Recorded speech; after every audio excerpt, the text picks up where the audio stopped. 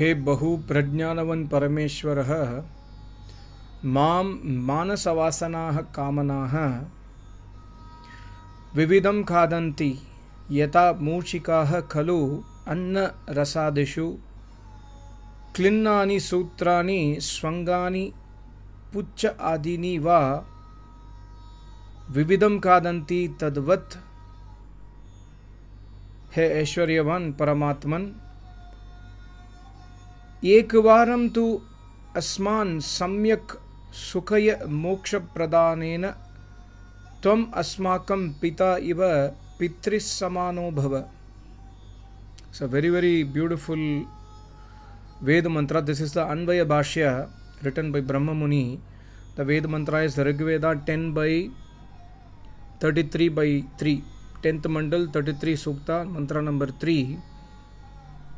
The mantra states in this mantra, Almighty says that Jivatma, you are Jivatma, and inside your mind there are different types of Mano Vasana. The mantra says Ma Adyaha. Adyaha means Kamana, Mano Vasana. Vasana Rupi desires. We have so many desires inside our mind, and these desires are Vasana.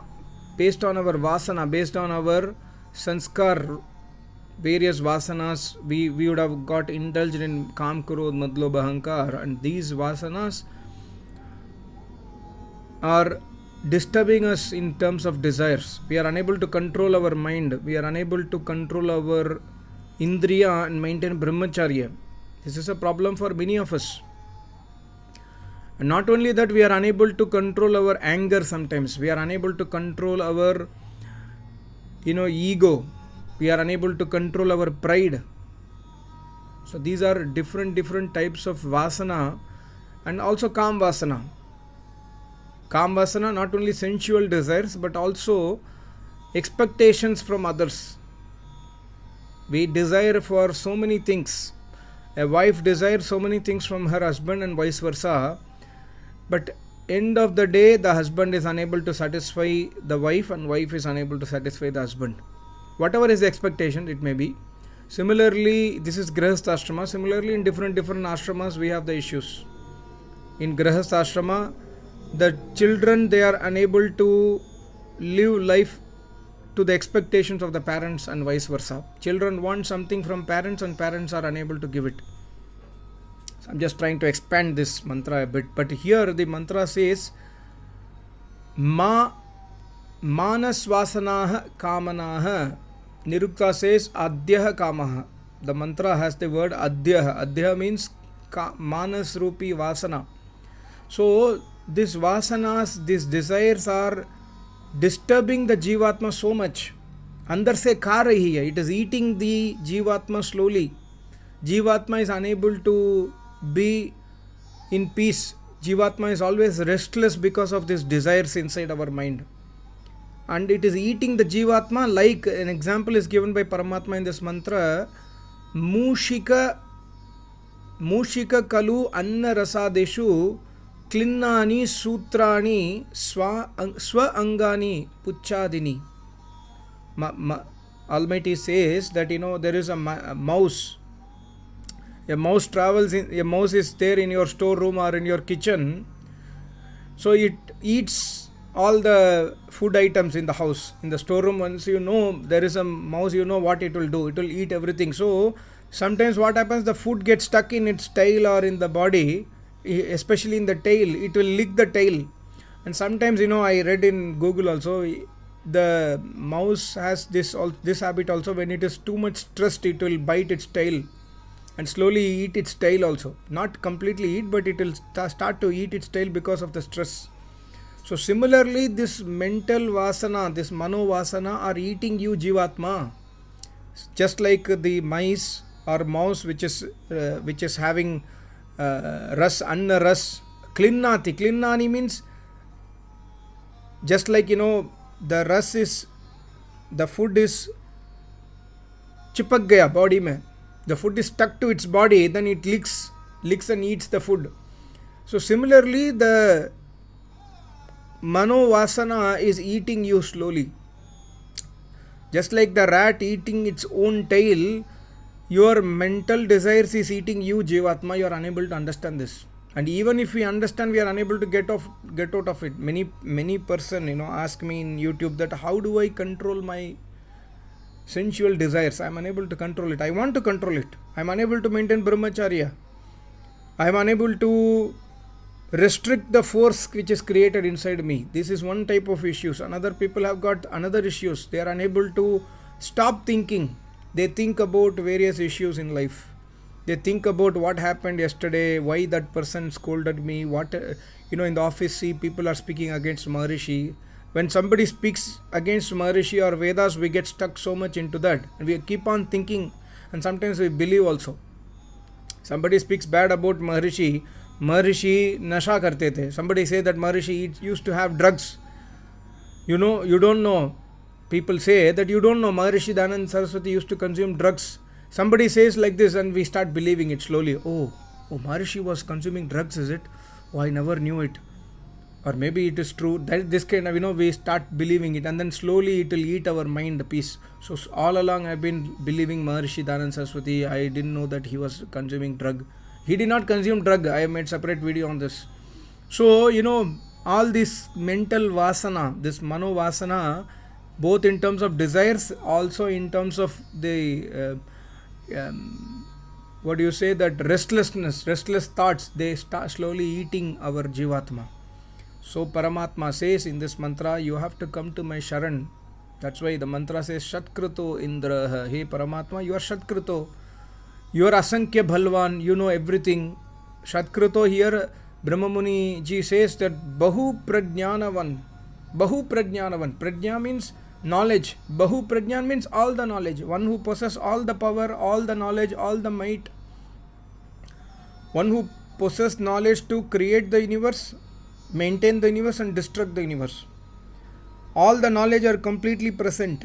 Shatkruto Indra, that Indra is Aishwaryavan Paramatma. So Paramatma says, when you are stuck to your mental kamana, your desires, and it is eating you, you are restless, you do not have peace, then what you must do, you must come to my Sharan.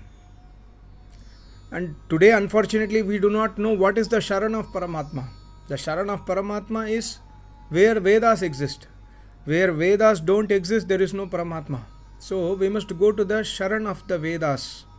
So here the mantra says, He Magavan, He Paramatma, He Aishwaryavan Magavan, Sakrit Naha Sumridaya. I have come to your Sharan.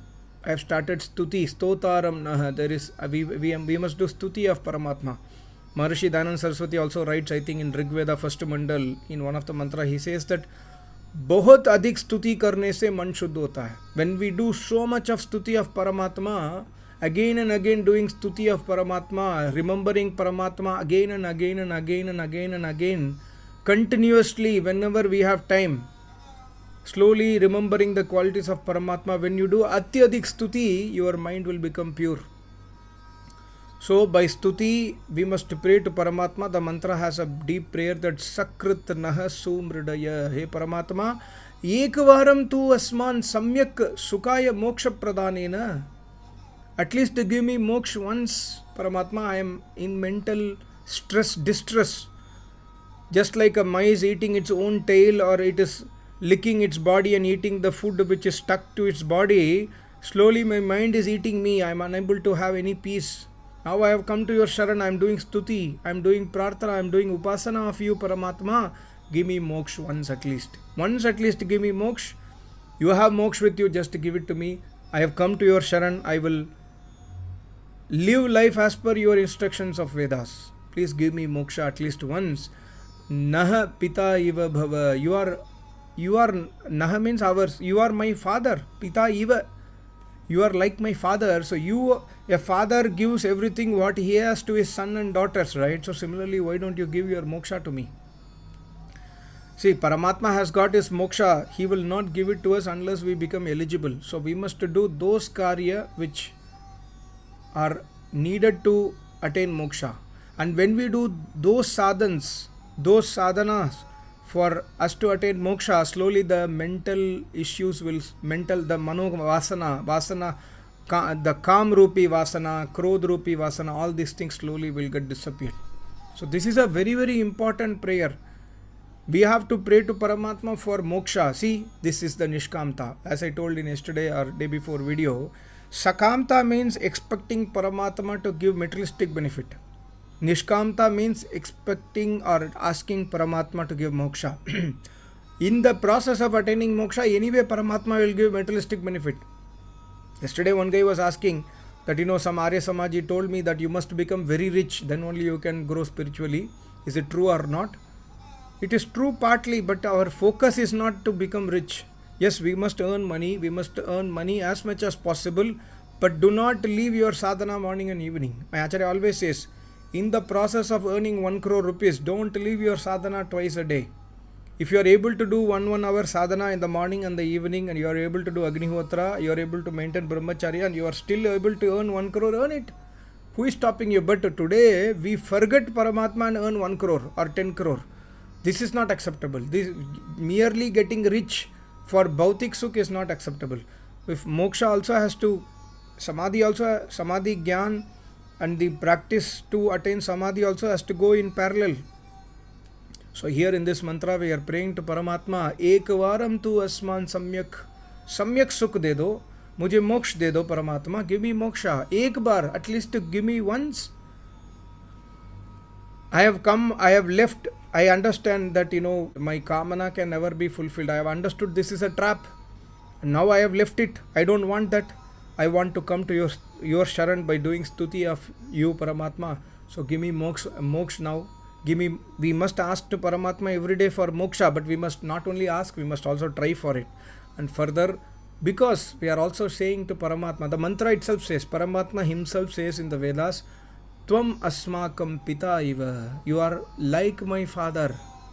Paramatma is not our biological father. He is the father of this universe.